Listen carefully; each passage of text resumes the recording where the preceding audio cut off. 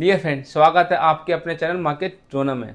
आज की वीडियो से आपका सेविंग और इन्वेस्टमेंट का दोनों का तरीका चेंज होने वाला है। आज की वीडियो में डिस्कस करेंगे जियो फाइनेंस के सेविंग प्रो फीचर के बारे में, ठीक है ना, जो आपको 6.5% का इंटरेस्ट देगा। हो गई ना दिल में खुशी? अगर आपको अच्छा लगा हो तो प्लीज़ हमारे चैनल को सब्सक्राइब कर दीजिएगा। तो आज की वीडियो में खाली हम प्रोडक्ट का इंट्रोडक्शन नहीं देंगे। आज की वीडियो में जानेंगे कि सेविंग प्रो वर्क कैसे करेगा, जियो का हिडन बेनिफिट क्या है, ये दूसरे बैंक को, ट्रेडिशनल बैंक को कैसे अफेक्ट करेगा, और पब्लिक का रिएक्शन कैसे रहेगा, और अगर ये बैंक सच्चे सिस्टमेटिक से काम करता है तो क्या 5 से 10 साल में नॉर्मल बैंक की, जो ट्रेडिशनल बैंकिंग की सिस्टम को चेंज करने की जरूरत पड़ेगी या नहीं पड़ेगी। ठीक है ना। सबसे पहले प्रॉब्लम थी क्या?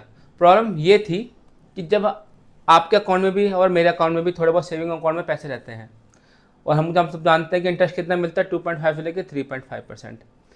उसी तरफ जियो जो सेविंग प्रो है वो हमें कितना देगा? 6.5% का इंटरेस्ट देगा। दोस्तों, हम लोग एक चीज़ भी जानते हैं, जब हमें बैंक से लोन लेना होता है तो हमें लोन कितना का मिलता है?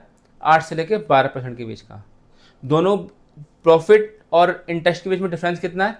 8 से 9% का। तो कहने का ये बात है कि जो ये मार्जिन है बैंक अपने प्रॉफिट में ले लेता था। हम ये बोल सकते हैं कि जो हमारा सेविंग अकाउंट का पैसा है वो बैंक के लिए काम करता था, हमारे लिए काम नहीं करता था। ठीक है ना। इसी प्रॉब्लम को रिजॉल्व करने के लिए मोटा भाई ने सेविंग प्रो को इंट्रोड्यूस किया है। ठीक है ना। उसका अब हम ये जानते हैं कि सेविंग प्रो है क्या। जो सेविंग प्रो ये है जो ऑटोमेटिकली इन्वेस्ट करेगा जियो पेमेंट बैंक में। कहाँ इन्वेस्टमेंट करेगा? ओवरनाइट म्यूचुअल फंड में। ठीक है ना। और इसका फीचर्स क्या रहेंगे कि मिनिमम अमाउंट हमारा कितना है? 5000। कहने का मतलब थ्रेशोल्ड अमाउंट है 5000। उसके एक्स्ट्रा अमाउंट का मैं को म्यूचुअल फंड में डालेगा। डेली मैक्सिमम लिमिट कितनी है? 1.5 लाख। रिडम्पशन कितना होगा? 90%, up to 50,000। Remaining amount withdraw हो जाएगा 1 से लेकर 2 दिन तक। कहने का मतलब यह है, ये बल्क को कैप्चर कर रहे हैं, ना कि क्लास को, है ना। मार देना चौका मोटा भाई ने। और सेफ्टी क्या है? ओवरनाइट म्यूचुअल फंड है और रिस्क भी लो है। बेनिफिट क्या है? वो हमको रिटर्न कितना देगा? 6.5% का, जो 2x है हमारे नॉर्मल रिटर्न से। ठीक है ना। उसके बाद लोग ये भ्रम फैलाएंगे कि इसमें कोई लॉक इन पीरियड होगा, कोई एग्जिट लोड होगा, कोई हमारा कंट्रोल नहीं रहेगा। चलो अब जानते हैं। तो इसमें कोई ना तो कोई एग्जिट लोड है, ना कोई एंट्री लोड है, ना कोई नोटिस पीरियड है, और फुल्ली कंट्रोल आपके हाथ में है। क्यों?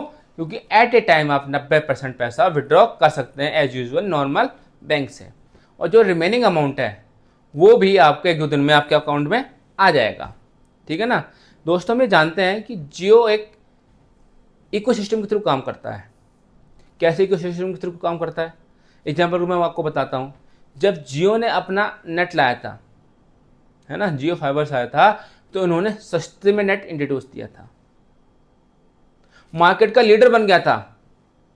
ठीक है ना। इस लीडर के थ्रू उसने क्या क्या बेनिफिट लिया? उसने एंटरटेनमेंट की इंडस्ट्री को ग्रोथ की, रिटेल इंडस्ट्री को ग्रोथ की, शॉपिंग इंडस्ट्री को ग्रोथ की, और जियो फाइनेंस बैंक के थ्रू ये क्या करेगा? लोन देगा, इंश्योरेंस देगा और इन्वेस्टमेंट करेगा, है ना। जब ये इतने सारे एक चीज़ से बेनिफिट देगा तो इकोसिस्टम डेवलप कर रहा है ना। और जो सेविंग प्रो है इसमें एंटर करने का है एक नाम मात्र प्रोसीजर है ना। ये एंट्री द्वार है, हम ये बोल सकते हैं। दोस्तों, मजा आ रहा है ना वीडियो में, है ना। मोटा भाई हम देख रहे हैं ना, मोटा भाई ने कैसे चौका मारा, और नॉर्मल ट्रेडिशनल बैंक अब देखते रह जाएंगे। ठीक है ना। उसके बाद हम ये जानेंगे कि जियो को बेनिफिट होगा क्या। इससे बेनिफिट ये होगा, जब अच्छा इंटरेस्ट रेट मिलेगा तो हमारे पास कस्टमर एक्विजिशन होगा, डिपॉजिट बेस बढ़ेगा, क्रॉस सेलिंग करेगा। जब आप जियो पेमेंट बैंक में जाएंगे तो उसके थ्रू वो आपको वो लोन भी देगा, इंश्योरेंस भी देगा, क्रेडिट कार्ड भी देगा, और म्यूचुअल फंड में भी इन्वेस्टमेंट करेगा। और दूसरा एडवांटेज क्या होगा उसको? उसके पास आपका डाटाबेस रहेगा। उस डेटाबेस के थ्रू वो हमको ट्रिगर करेगा और अपने प्रोडक्ट सील करेगा। ठीक है ना। मोटा भाई का दिमाग देखा। अब हम जानेंगे कि नॉर्मल बैंक में क्या इम्पैक्ट पड़ेगा। सबसे पहले हिट होगा कैश डिपॉजिट को। जो चीप अमाउंट में बैंक में डिपॉजिट होता है उसे कैसे डिपॉजिट बोलते हैं। तो जिससे क्या होगा कि हमारे जियो फाइनेंस बैंक में, पेमेंट बैंक में अमाउंट बढ़ेगा। कैश डिपॉजिट किसका बढ़ेगा? हमारा जियो फाइनेंस बैंक का।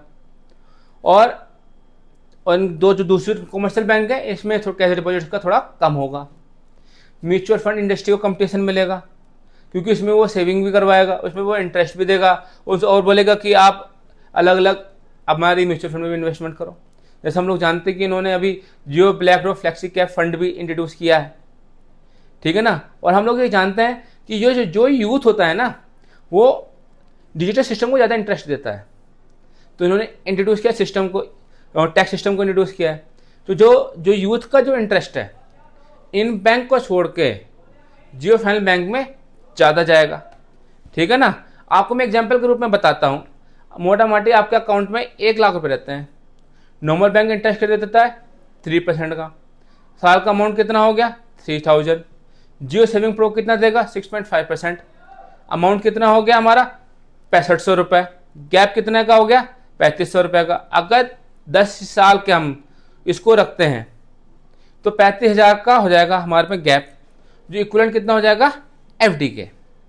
देखा दोस्तों, हमने क्या जाना कि मोटा भाई ने कैसे कैसे सेविंग प्रो में हमारी फैसिलिटी दी है ना। अब हमें कमेंट में बताइए कि अगर सेविंग प्रो लगातार और अच्छी तरीके से काम करता है तो क्या हमारे जो ट्रेडिशनल बैंक हैं जैसे HDFC, SBI, ICI को भी अपने सिस्टम को चेंज करने की जरूरत पड़ेगी या नहीं पड़ेगी? हमें प्लीज़ कमेंट में बताइए। दोस्तों, बड़ा टाइम लगता है, बड़ी मेहनत लगती है ना। तो प्लीज़ हमारे वीडियो को सब्सक्राइब कीजिए और शेयर कीजिए, और अच्छा लगे तो कमेंट दीजिएगा। दोस्तों, आपका दिन शुभ हो। जय हिंद, वंदे भारत।